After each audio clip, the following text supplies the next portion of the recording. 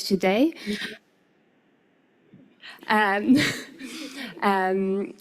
I'm your moderator today, and I'm from the coordinating body of the Seas of East Asia, and I'm very, very much looking forward to this panel, which will be on really focusing on the opportunities and challenges with marine litter monitoring. And we will go from the global level all the way down to the national level. We will start with now Takeuchi. She is in the Source to the Sea Pollution Unit with the Ecosystem Division in UNEP. She is currently working on the global partnership on plastic pollution and marine litter, and she has more than 10 years of experience in waste and pollution. Now, over to you. Thank you, Anna. So, my name is now Takeuchi. I'm leading the development of the GPML digital platform, which I'm going to make a presentation from now. And then this is kind of a one-stop shop digital platform where you can find all the relevant knowledge materials and then also the data relevant to the plastic pollution. And in GPML, first I'd like to mention what the GPML is. So GPML is a global partnership on plastic pollution and marine litter, which has got more than 630 memberships from government, and NGO, civil society, and an international organization, and also private sector. And then a kind of like a partnership for the coordinated action for the plastic pollution. And then we have this digital platform as kind of a tool to coordinate and then for concerted action to tackle the plastic pollution. So the GPM platform, or we would like to rename it as a global plastic hub, is a data and a knowledge hub for informed and evidence-based action among stakeholders. And we have 4 pillars under this digital platform. We have Knowledge Hub, which has got like a library and a learning center, and facilitating the learning through the sharing best practices, case studies, guidelines, tools, technical resources, training courses, and so on. And we have a second pillar called Data Hub, which showcases the quality assured data throughout the plastic life cycle collected and visualized. And then we are also working on a national dashboard to support source inventory development and then measuring the progress at the global and the national level. And we also have got this partner tab, which facilitate networking with like-minded individuals and organizations for the consulted and coordinated actions. And we have a space called Workspace, which you can get an access once you create a profile in the platform. And then we have got like we have a workflow functionality under the Workspace, which is given to countries and then to support countries in developing national source inventory towards national strategy, roadmap, or action plan, with a step-by-step guide and then data and knowledge materials provided. So just a little bit of glance about the Knowledge Hub. If you can actually go to the digital platform, you can really have the library, which is shown on your left, and a learning center, which has got an online course, masterclass, and webinars and others. We are still kind of strengthening the contents on that, but you can go there and then you start exploring according to the life cycle of plastics and resource types and then geography. And then this is how the data hub is looking like. So we have more than 50 different types of data layers and a global map related to waste management, plastics in the environment, plastic governance, and plastic trade. So you can actually really see the comparison of different countries. And in you can also find the different data sets. For example, this is harmonized data for the microplastics, floating microplastics around the world, which we managed to harmonize the different data sets coming from EU, Japan, and then also the US. And then as you can see, if you click the icon over there, the detail explanation and the data sources link is provided. And this is kind of a glance that we are developing at the moment. This is a national dashboard. So like some concise narratives about the snapshot of each related sector related to the plastic pollution is given, and together with a nice visualization of the data for each countries. And then you really can, we're trying to kind of design this one to also delineate the data gaps, where the data gaps. So as you can see, for example, like in Senegal, the waste collection rate is shown no data, and then recycling rate is no data. Then literally we don't have a global data sets for this. So that through this, we can also see that where the data gaps are, and then what kind of data you really need to fill the knowledge gap, as well as how to inform that action and then policies also. And then we also try to include this request data update button that you can see on the green button, so that we both, like, we can create so many different stakeholders can also submit the data on here. And then this is a kind of a quick glance of the workflow which we developed to support countries to develop national source inventories. As you can see that there's different steps to develop national source inventories and a national action plan. And you can see that if you go to different steps, then the technical guidance is provided. And then this is, for example, the sub-steps that is shown for the development of the stage called development of state knowledge on plastic data.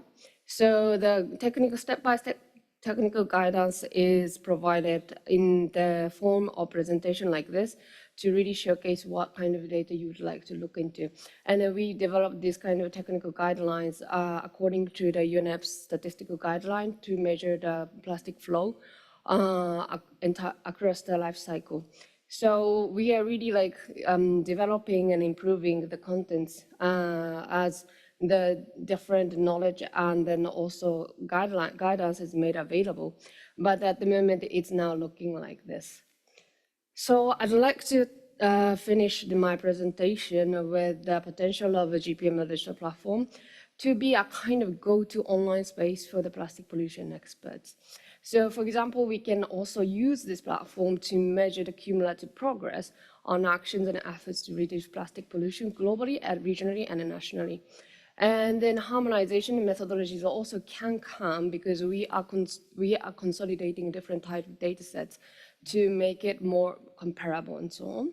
And then, of course, we're going to collect lots of different data. So streamlined data validation methodologies can be also coming out from the digital platform. And we also would like to aim to become the curated knowledge hub that can recommend the most up-to-date and scientific knowledge and learning resources. Facilitation and financing could be also incorporated into the GPML digital platform. And then, of course, automated reporting on countries' obligation and ambitions for the plastic treaty can be supported from the digital platform. So with this, I'd like to finish my presentation, and then please feel free to access the digital platform. Thank you. Thank you so much. Now, I think it's a really fascinating platform, and I'm really looking forward to seeing it expand because you've done such a tremendous job with it. So thank you so much for presenting it today. Now we're going to move on to the regional level, and we're very lucky to be here with Kathy Wills. So she's a postdoctoral researcher at CSIRO, which is the Commonwealth Scientific and Industrial Research Organization, and she's been there since 2022. CSIRO is also our implementing partner, so we've worked very closely with Kathy and also her other colleagues. Some of them are in this room. She was also here in Bangkok Plastics Week last year. And so, Kathy, thank you so much for being here, and over to you. Thank you, Anna. And first, I'd like to thank COBC, C-Circular, and the Government of Sweden for inviting us to come here for this event. We are so thrilled to be able to listen to all the activities that are happening to address plastic pollution. Now, CSIRO, or we just call it CSIRO because it's such a mouthful, but we are Australia's leading science agency, and our goal is to deliver innovative science-based solutions for resilient economies and sustainable environmental management. And we're very honoured to be able to be a technical partner with COBC in building a regional harmonisation for monitoring of plastic pollution and marine litter. So working with the COBC countries, we're starting to build a picture of plastic materials, items and quantities across the region. And you can see that countries we've been working with are here in the blue. And so in each country through this project, we have been developing a standardised method for everyone to use that is harmonised with other efforts that are going on in the region to measure plastic pollution.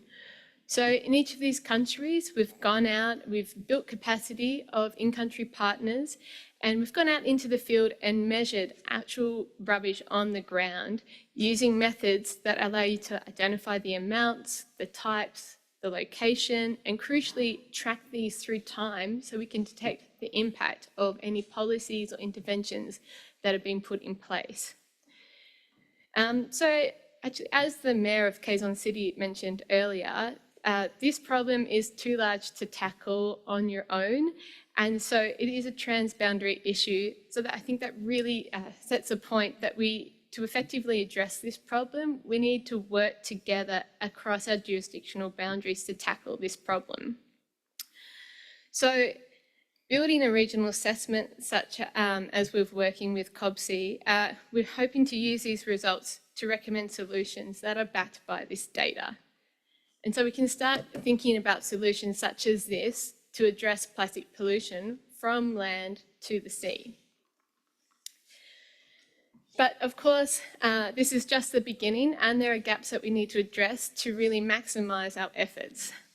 So we need to standardise methods across the region for monitoring and tracking our progress.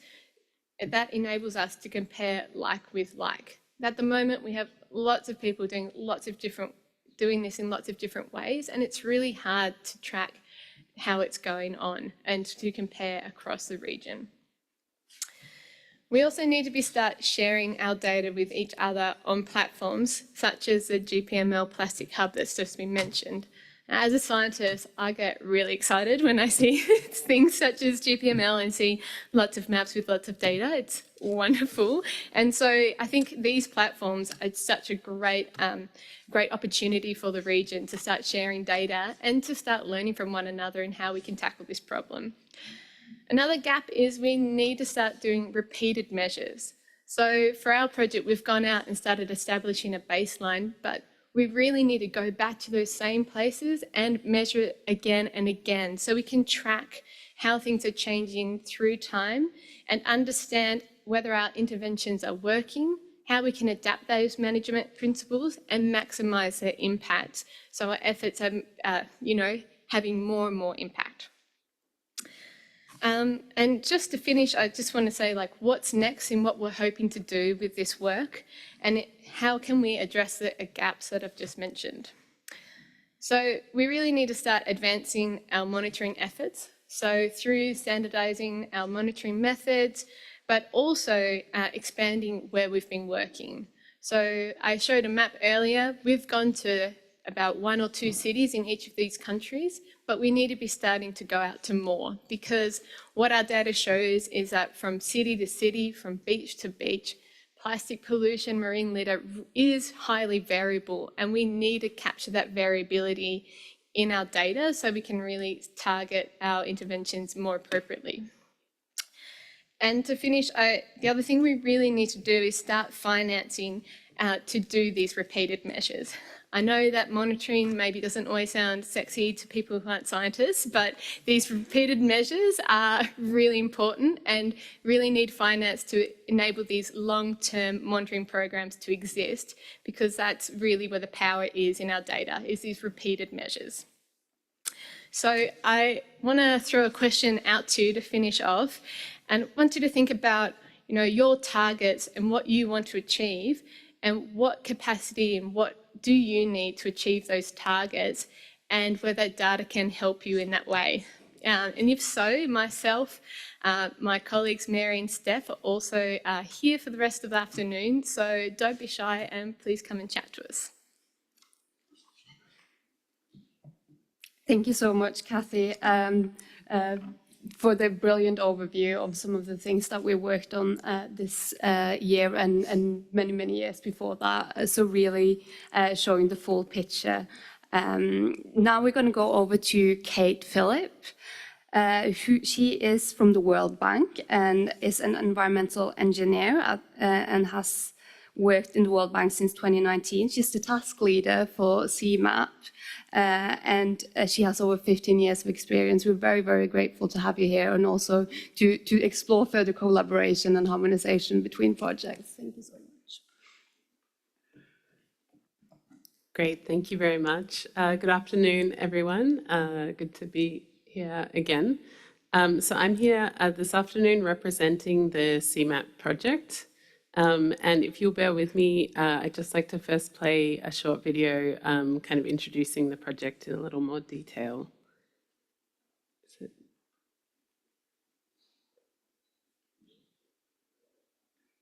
Oops.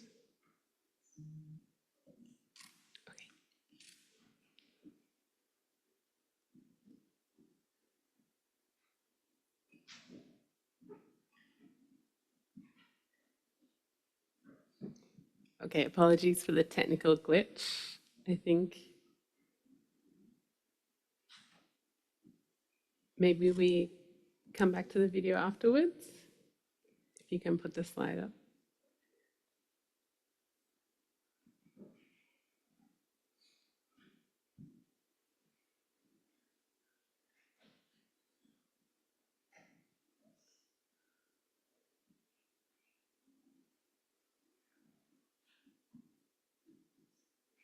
Okay, so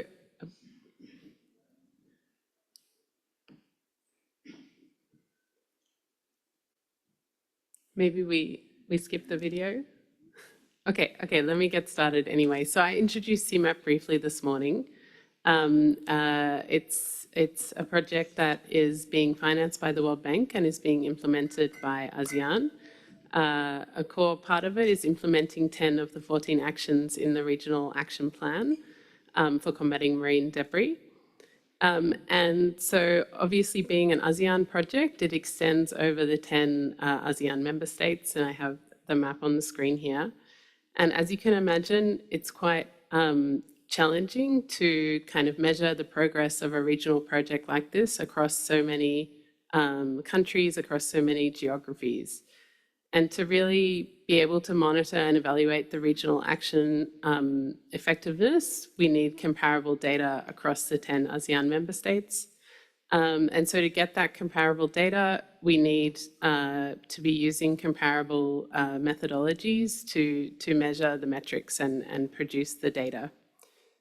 So under the Regional Action Plan, there's action number 7 on the Guidebook for Common Methodologies for Assessment and Monitoring of Marine Litter. So the CMAP project is implementing that action, aiming to move towards a common approach for the ASEAN member states to baseline, monitor and report plastic pollution across the plastics life cycle. So actually, I will say here, the action focused on marine litter originally, but we feel it's important not just to measure downstream, right? We should be measuring across the whole plastics life cycle. We should be identifying kind of key metrics across the plastics life cycle and then identifying common methodologies to measure those. I'm sure we'll discuss some points like this during the discussion, but just to also say that obviously all of the 10 ASEAN member states, they have different levels of capacity, different challenges. So we're trying to harmonize the approach, not necessarily standardize it. So, I don't think I have control. Can you click? Thanks. So in the meantime, that action under CMAP is happening at the moment, but the World Bank has also separately produced the PLAS toolkit, or Plastic Pollution Assessment Methodologies Suitability Toolkit. So this helps users to identify the most suitable methodologies to use depending on their technical and policy-related objectives. And so this second snapshot here on your right, that shows the interface where the user will answer all these different questions, and then the toolkit will present the top 3 best matched methodologies to use. So we see this as kind of a first step towards harmonizing methodologies. And the work under the CMAP project will kind of build on this to try to move more towards a common approach across ASEAN. So you can use the QR code there. There's one for the Regional Action Plan and one for the toolkit itself.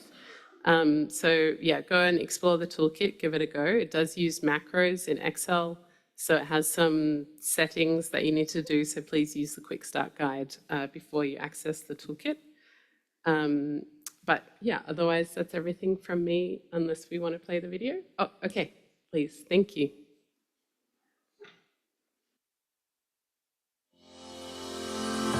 Plastic is incredibly useful in our daily lives. For example, you're watching this on a device full of plastic. But it's a problem when it ends up in our rivers and seas, as Southeast Asia knows all too well. The region is one of the world's hotspots for marine plastic pollution due to rapid urbanisation, increasing use of plastic products and inadequate local waste management systems. Plastic pollution doesn't just harm sea life. It threatens our health through microplastics entering the food chain, and it damages vital economic activities in the region, such as fishing, shipping and tourism, and impacts the livelihoods of those who depend on them. The Association of Southeast Asian Nations, or ASEAN for short, has taken important steps in addressing plastic pollution. This has been demonstrated by the ASEAN member states' numerous national-level initiatives. They also recognise that marine plastic pollution is a transboundary issue which requires a regional approach. As a result, ASEAN member states have jointly taken 3 major steps to address marine plastic pollution at the regional level. First, in 2019, ASEAN adopted the Bangkok Declaration on Combating Marine Debris in the ASEAN region and the ASEAN Framework of Action on Marine Debris. Second, in 2021, ASEAN endorsed the ASEAN Regional Action Plan for Combating Marine Debris in the ASEAN member states. And third, in 2022, ASEAN developed a regional project to support the implementation of the Regional Action Plan. It's called the Southeast Asia Regional Programme on Combating Marine Plastics, also known as CMAP. The CMAP project is implemented by the ASEAN Secretariat with support from the UN Office of Project Services and is financed by the World Bank. CMAP supports the ASEAN in 10 of the 14 priority actions identified in the Regional Action Plan, including on policy support, capacity building and public awareness and outreach. CMAP is contributing to ASEAN's ongoing efforts to move towards a blue and circular economy, for example by bridging innovation and investments, promoting knowledge sharing and partnerships, and engaging the public and private sectors to tackle plastic pollution. Collaboration lies at the heart of ASEAN's and CMAP's approach. If we are to make a bigger and more sustainable impact, we all need to work together. Governments, businesses, communities, NGOs and others. Together, we can turn the tide on plastic pollution.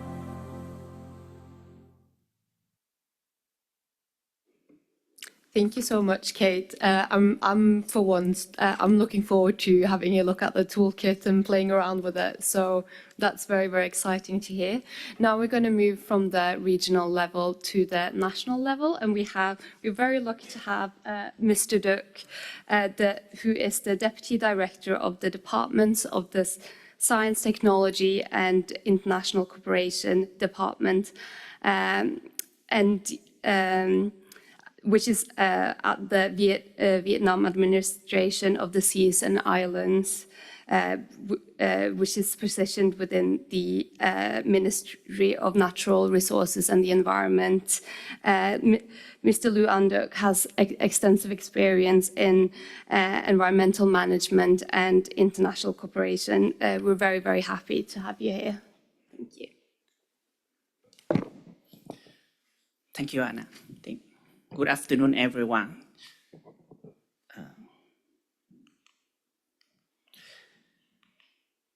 Today, I want to present with you a toward to harmonize data on marine plastic waste in Vietnam. And as you know, Vietnam, we define the pollution of the world's ocean by plastic is a transboundary problem. And to address the risk, thus mismanagement of plastic waste pose a coastal and marine system. And the first step is qualifying and understanding the nature of the pollution problem. And in Vietnam, we find the plastic industry is the highest growth by the 16 to 18% per year. And every year, an estimate to 2.8 to 3.1 million tons of plastic waste are dumped on land, and at least of 10% of this end up in the ocean. And we have the support of many international organizations like Kumarasamy, CSIRO, World Bank, and Green Hub. And the finding of the surveys and investigation is the plastic waste is the most abundant type of the waste in Vietnam. But in another way, some study has estimated that Vietnam is one of the top ocean polluter country in the world. But today, according to the last stat calculation, Vietnam is no longer in the top of 10 ocean polluter in the world. However, all their figures are basically estimate. And until now, Vietnam, the qualification and determination of their quality, distribution, and origin are still incomplete. And the data is collected from projects supported by another projects, CSIRO, COPSI, WWF. And the data are all collected by single or one-off data collection. And we have not many surveys incorporate like the before-after control impact design. For example, we have the marine litter program in Vietnam beginning in 2020 as one of program, like the cooperative with CSIRO and COPSI to collaborative the fight-based project to identify the link between the land-based waste management and the pollution entering the marine and coastal management, and to improve the waste management and policy effectiveness. And we have some building capacity to marine litter monitoring, to share and update knowledge to marine litter monitoring and peer-to-peer learning. The learning supported by COPSI and CSIRO by the Sea Circular projects to training our trainer. We have the marine litter monitoring training and litter assessment. And the reason of international cooperation in survey, investigation, and monitoring have the Vietnam government to consider ensuring the policy to reduce and management the marine plastic waste, and to develop a technical guideline on plastic waste monitoring. And as mentioned, we have many litter projects, and how the data of the project we can like and comparable data, or we can combine all the data to mapping a picture of Vietnam. And we have many methods, many data, and this why we have in 2018 a national action plan to management of plastic litter by 2030. And the objective, one of our objectives is monitor the marine plastic litter annually and assess marine plastic litter every 5 years, as a number of edges of the 5 major drainage basins and islands in the tourist potential. And with this, we have the task to, one is international cooperation and scientific and development and transfer of the marine plastic litter processing technology. And we want to develop a system for monitoring of marine plastic litter. And another, to prepare and participate in the global plastic treaty. We have another objective, and we have the one to establish a domestic and international database. And we have built a data lake with the model of the GPML, and we want how to connect and sharing between the province, the database of province in Vietnam to combine. And after that, maybe we can exchange with the database in the region. And after that, with the database, we want to develop a national report on marine plastic litter. And with this, to harmonize the method, the principle, and the equipment. The Monterey have now a draft for a circular with the technical regulation for investigation, survey, and assessment of marine plastic waste. And after that, with this circular, maybe we want to orient to choose the same method, the same equipment or tool to investigation and monitoring of plastic waste. But for all, we think for us, the challenge is we have not insufficient of infrastructure and the financial constraint, and we need for the technological advancement because now we have between in the choice of the equipment, the same equipment for our method for all project, and we have the need to capacity building and training for all our human resources. Thank you. Thank you so much, Mr. Duc. It was really great to hear you you walk through the challenges and some of the activities that you have in Vietnam. And I think there's a lot of potential to move forward and to get those data sets over time and across the country. Now we'll move to Q&As, and I'll ask the room to please state your name and who the question is for. Do we have any questions from the room?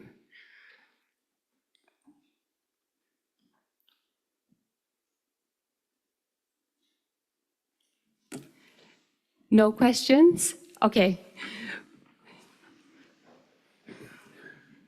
Hello. My name is Narisa from IUCN. So thank you very much for sharing from the panel. I have a question though, like from Asian countries, especially in Southeast Asia, we share the same resources, marine resources. We also facing the similar problem, marine pollutions.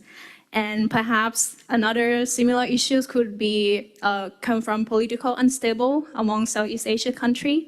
So for the issues like transboundary marine pollutions, plastic and litter, maybe to World Bank or to CSIRO, what do you think how we can work together to address these issues, especially when each country have different capacity and perhaps the agency of each country is not the main government agency that should take care of these issues? I would like to hear more from you.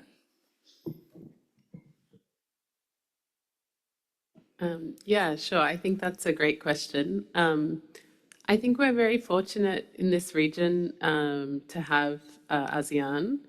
You know, I think there are challenges, of course, you know, bringing 10 countries together at the regional level. And ASEAN does not have a function of kind of mandating things in the way that the EU does, right? It's a different organization, but it does have a very strong ability to bring people together. So to bring the ASEAN member states together to discuss issues, to bring different stakeholders together across the region. So I think that, you know, even if there are certain issues, political issues within countries, ASEAN still does a pretty good job of bringing everyone together, and that seems to be functioning very well. So for us, you know, it makes sense to kind of have this regional project, and then kind of working within that existing ASEAN system that's already set up to bring all of the different stakeholders together to kind of discuss and collaborate. I think under the project, it will also be, I've mentioned this morning, the platform on innovation and investments. There will also be a platform on knowledge and partnerships that will be set up. So that platform will have an online component, but also an offline component. So events, probably hybrid, in-person and hybrid events, bringing stakeholders across the region together to discuss things like, for example, EPR will be a big theme, and we've heard this week how critical that is, but also to have kind of high-level policy discussions as well to try to sort of harmonize countries where we can. I think your point is really important, the fact that countries are different, right? So I don't want to repeat myself again, but I guess I will, on harmonization is important, not standardization.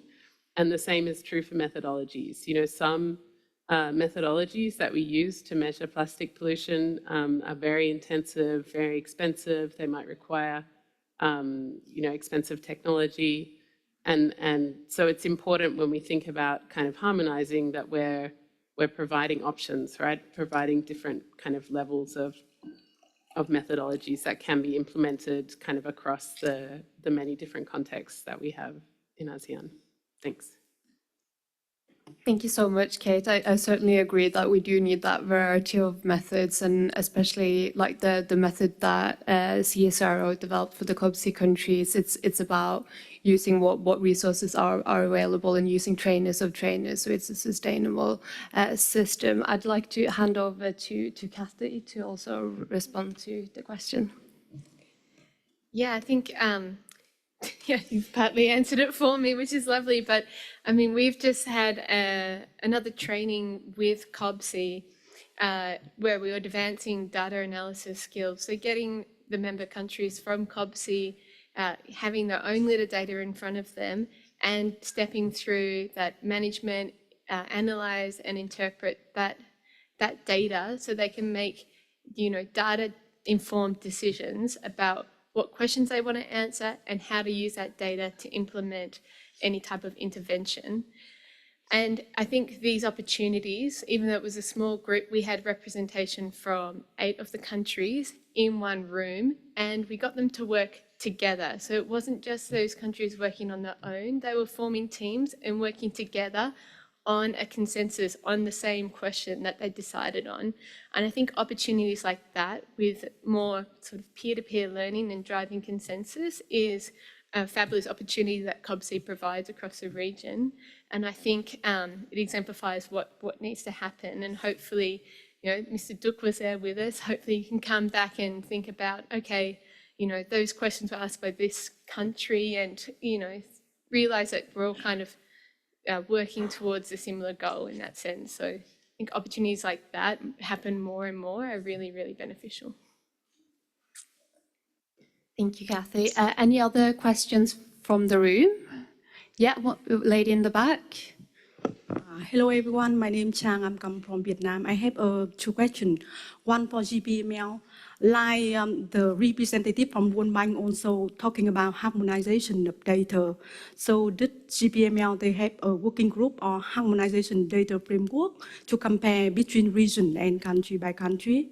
The second question that Mr. Duc from Vietnam is also listing quite a number of challenges. So you think the most challenges currently now for harmonization data framework for Vietnam, in your opinion, is what? Thank you. Thank you so much. Over to you first now. Sorry, could you repeat your question? The first question is about harmonization of the data on which indicator, sorry? I mean, in terms of GPML, you also have a lot of data sets. So that you develop the framework for harmonization data can compare between region and even the country similar to World Bank project that they develop. Because if we do similar methodology, so it's easy to compare, but because data set is came from different kind of purpose, so I do not know if in GPML you have a working group or harmonization framework for data Thank you comparison. very much. Thank you very much. It's a very great question. So we have, under the GPML, we have a community to practice on data harmonization. And then we have a bunch of experts working in that community of practice. And then, for example, in terms of integrating the microplastics data, floating microplastics, actually we got like data from Europe, EU, Japan, and then the US. And then their sampling methodologies and so on is slightly different.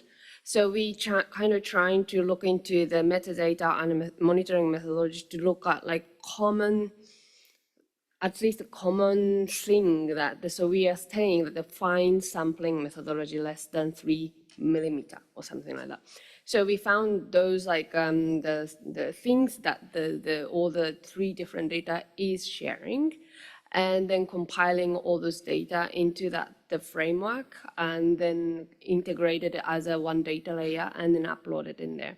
So I think that at the moment we have, for example, 2 data layers from beach litter. One is from SDG indicator 14.1, and another one is coming from NOAA, again, like the plastic, the US government's data.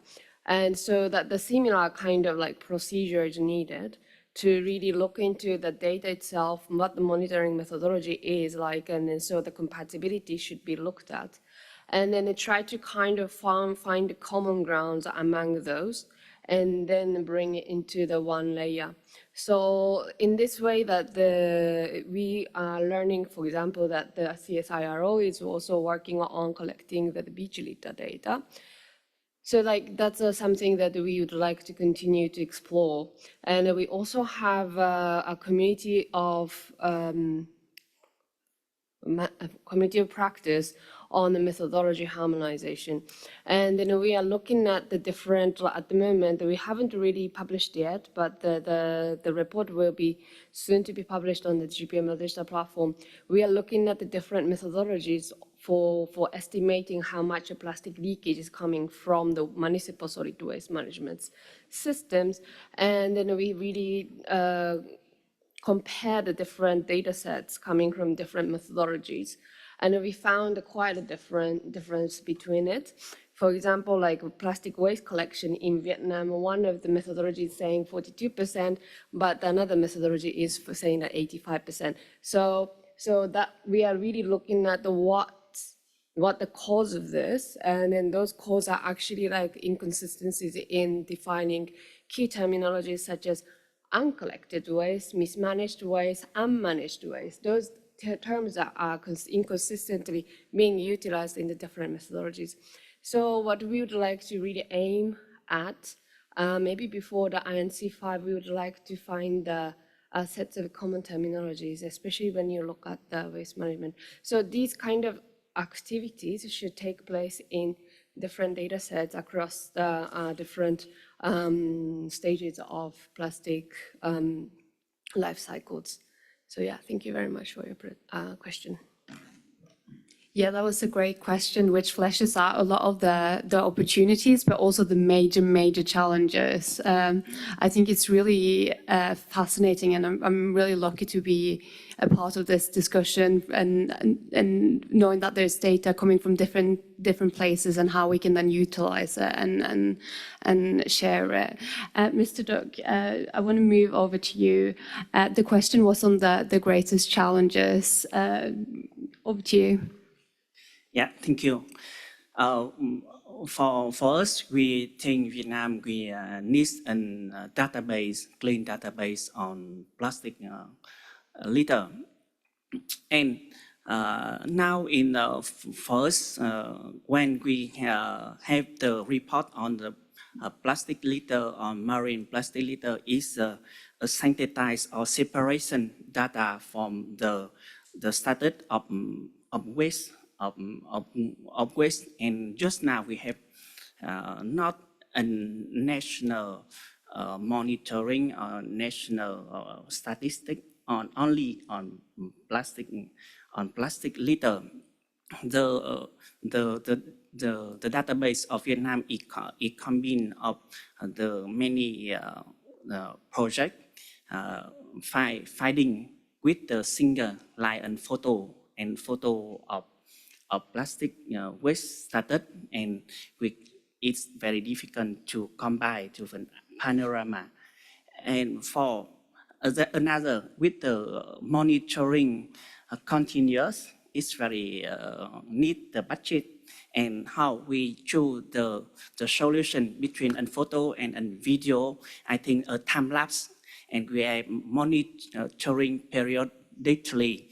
It can balancing between the data and the budget, and how we use to combine all the database of own projects in same method. And we need an orientation. We have an same method, same equipment, what is, and we think for guidance of Vietnam to take that. And after that, when we have the database of projects, how to can exchange, we have a protocol of each project. Can when a project give the data to a data lake, common data lake, and how we can receive another data we need for our report, and what is the database to sharing the data, and how to connect the database of Vietnam with the region, to we can compare the status of Vietnam, or we can evaluate a policy. For example, Vietnam now we have policy to ban the single-use plastic, for example, and after 1 year, 2 years, we can verify, and we think it's most challenging now for us. Thank you. Thank you so much, Mr. Duc. Do we have any other questions from the room? Yeah, over there. We have one from our online participant, James of TerraCycle Foundation. TerraCycle is actually one of our partners for tomorrow's field visit. So the question is for Mr. Ahn-Duc. Does the government see NGOs as a key component for achieving marine plastic prevention goals? And what would be your recommendations for NGOs that would like to support prevention and cleanup initiatives in Vietnam? Thank you.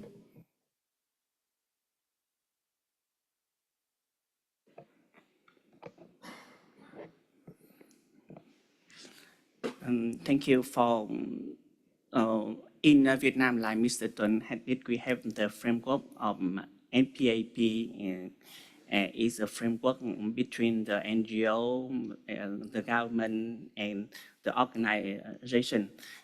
Before, we think it's very difficult to work and cooperate with the public sector and the private sector to stimulate the common solution and common action. But now, step by step, I think we have the recommendation to work together between the public sector and the private sector. Thank you so much for your response. I'm going to ask if there is any other question. If not, I'm going to ask for just one simple question from all our participants. And that is, what excites you the most about data collection, and what is the potential? So I think I'll start with you, Kate, if that's okay.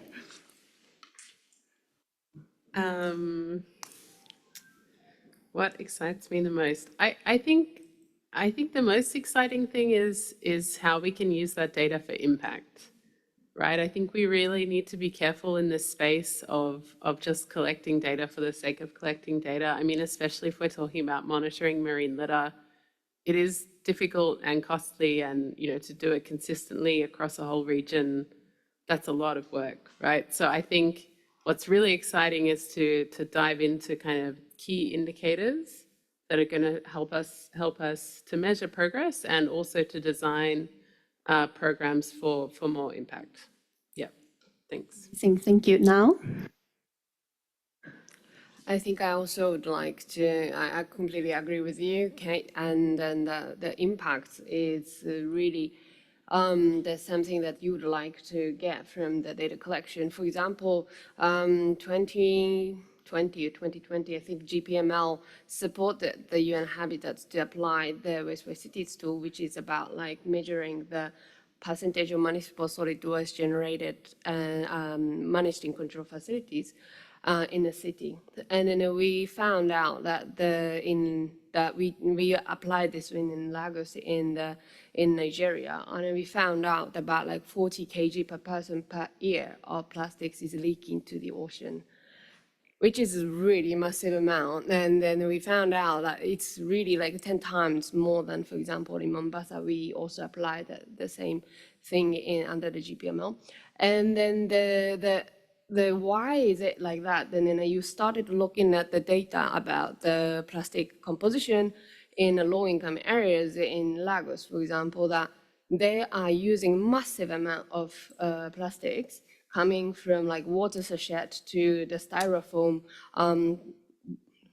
food packaging coming from the street food culture. So like the lifestyle, of course, is reflected in that waste data. And then that was really was a wake-up call for the state government of Lagos. And then I think they have started implementing this single-use plastic ban from this year, in the beginning of this January this year, to ban the styrofoam. So that the data, if you really properly conveyed with nice narratives, it can really draw draw a really good policy intervention, and then can create data, can create impacts straight away, I think. Thank you. Thank you. Now, what a powerful example of how data can lead to actions that work. Mr. Duc, over to you.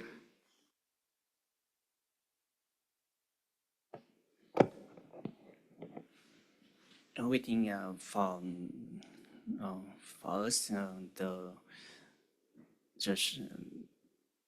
the harmonizing guidance of data is very important for this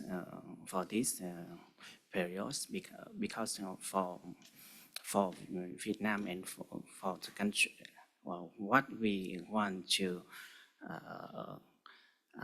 go ahead in the future with the plastic pollution we need for the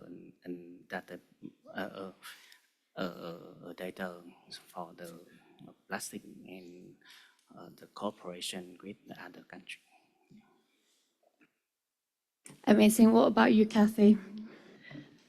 Always lucky last, but I do want to echo what has already been said. But perhaps the thing that excites me most is just working with people and building these partnerships and looking at what we can make and seeing that data used to address plastic pollution. The example that now just gave, that story, that excites me. Like, I think that's exciting, and hopefully seeing that happen more and more is would just be fantastic. You know, working with people, and not just across government, but NGO, with school groups, with universities, like building those partnerships, I think are going to be really valuable as we try to address this issue.